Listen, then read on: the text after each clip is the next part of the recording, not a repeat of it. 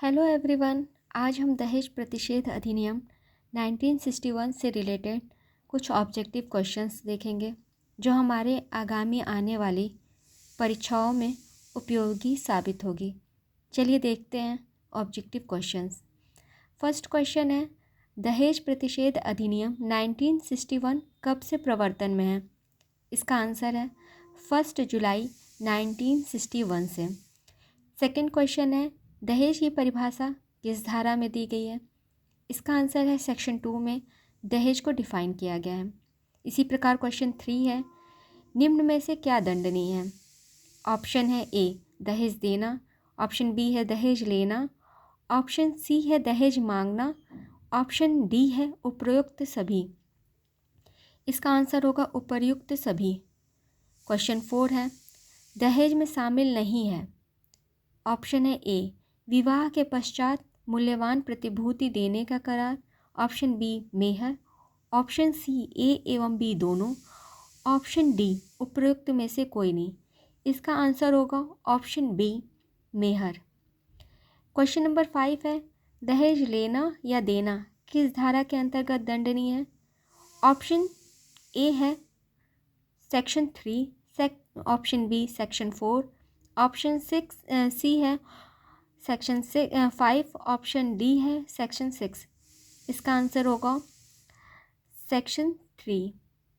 चलिए क्वेश्चन 6 देखते हैं, दहेज मांगना किस धारा के अधीन दंडनीय है? तो इसका आंसर होगा सेक्शन 4 में दहेज मांगना जो है दंडनीय अपराध है। क्वेश्चन 7 बोलता है, दहेज देने या लेने या दुष्प्रेरित करने के लिए अधिनियम के अंतर्गत कितना दंड विहित है? तो ऑप्शन है ए न्यूनतम 1 वर्ष के कारावास से, ऑप्शन बी है न्यूनतम 2 वर्ष के कारावास से, ऑप्शन सी है न्यूनतम 3 वर्ष के कारावास से, ऑप्शन डी है न्यूनतम 5 वर्ष के कारावास से। इसका आंसर होगा ऑप्शन डी न्यूनतम 5 वर्ष के कारावास से। क्वेश्चन नंबर 8 है, दहेज लेने या देने के लिए कितना जुर्माना हो सकता है? तो इसका ऑप्शन ए बोलता है न्यूनतम 15,000 रुपये, ऑप्शन बी बोलता है दहेज के मूल्य की रकम तक, ऑप्शन सी बोलता है ए एवं बी में से जो भी अधिक हो, ऑप्शन डी बोलता है 25,000 रुपये। तो इसका आंसर होगा ऑप्शन सी ए एवं बी में से जो भी अधिक हो। क्वेश्चन 9 बोलता है, दहेज प्रतिषेध अधिनियम लागू नहीं होगा। ऑप्शन ए शरीयत पे, ऑप्शन बी भेंटों पे, ऑप्शन सी उपर्युक्त ए एवं बी पर, ऑप्शन डी उपरोक्त में से कोई नहीं। इसका आंसर होगा ऑप्शन सी उपर्युक्त ए एवं बी पर, यानी शरीयत पर और भेंटों पर यह अधिनियम लागू नहीं होगा। क्वेश्चन 10 देखते हैं, दहेज मांगने का न्यूनतम दंड कितना है? तो इसका आंसर होगा ऑप्शन बी 6 माह। क्वेश्चन 11 बोलता है, दहेज मांगने पे दोषी व्यक्ति द्वारा कितना जुर्माना देय होता है? तो इसका आंसर है ऑप्शन बी 10,000 रुपये तक। क्वेश्चन 12 बोलता है, दहेज प्रतिषेध अधिनियम के अंतर्गत विहित दंड से कम दंड न्यायालय दे सकता है। ऑप्शन ए सामान्यतः दे सकता है, ऑप्शन बी नहीं दे सकता है, ऑप्शन सी विशेष और पर्याप्त कारण अभिलिखित करते हुए दे सकता है, ऑप्शन डी उपरोक्त में से कोई नहीं। इसका आंसर है ऑप्शन सी विशेष और पर्याप्त कारण अभिलिखित करते हुए दंड न्यायालय विहित दंड से कम दंड दे सकता है। क्वेश्चन 13 है, विवाह के प्रतिफल स्वरूप विज्ञापन पर पाबंदी किस धारा में लगाई गई है? तो इसका आंसर है सेक्शन 4A ऑप्शन सी में।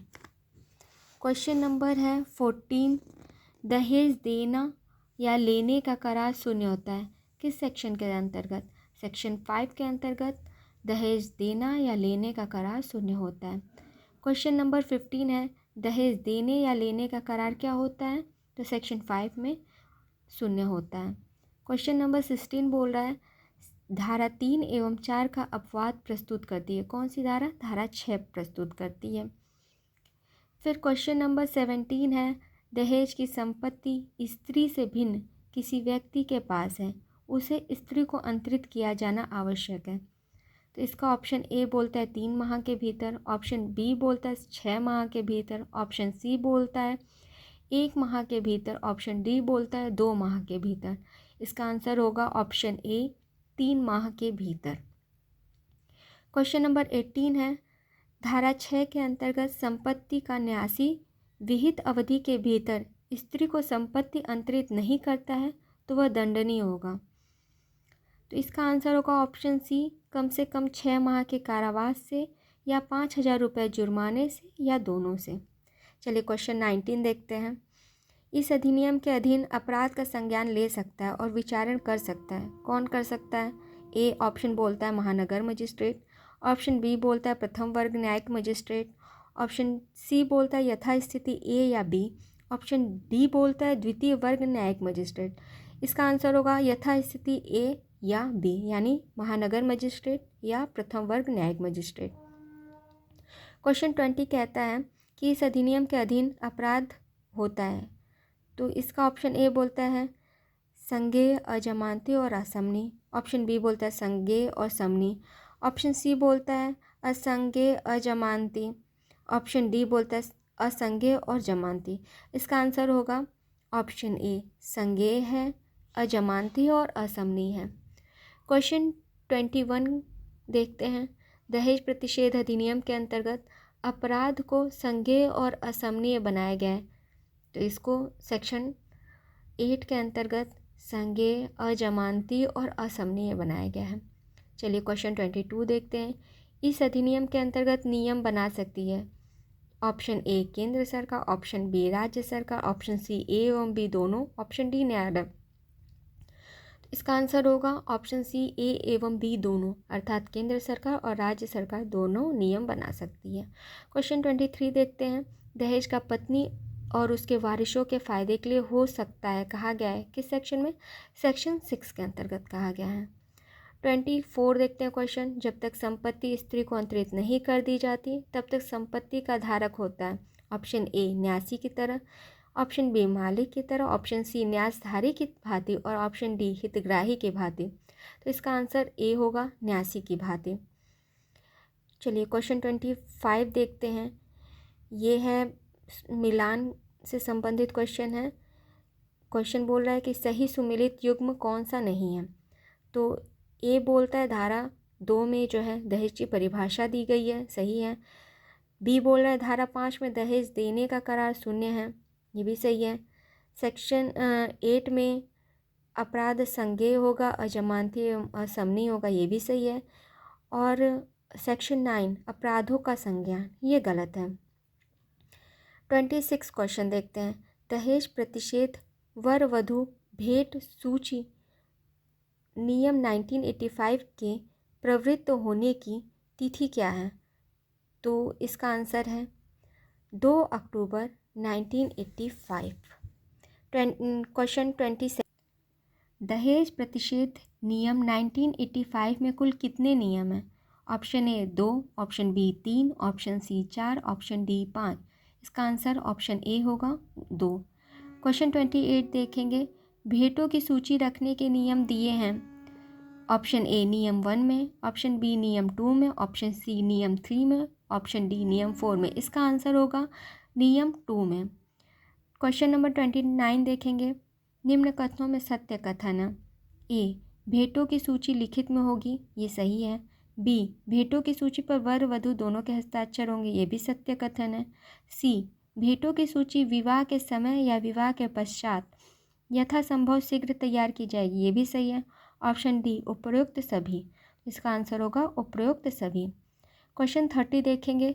भेंटों की सूची के संबंध में निम्न कथन में सत्य कथन है। ए उसमें भेंट का अनुमानित मूल्य होगा, सही है। बी यदि वर वधू पढ़े लिखे नहीं है तो उनका अंगूठा निशान लिया जाएगा।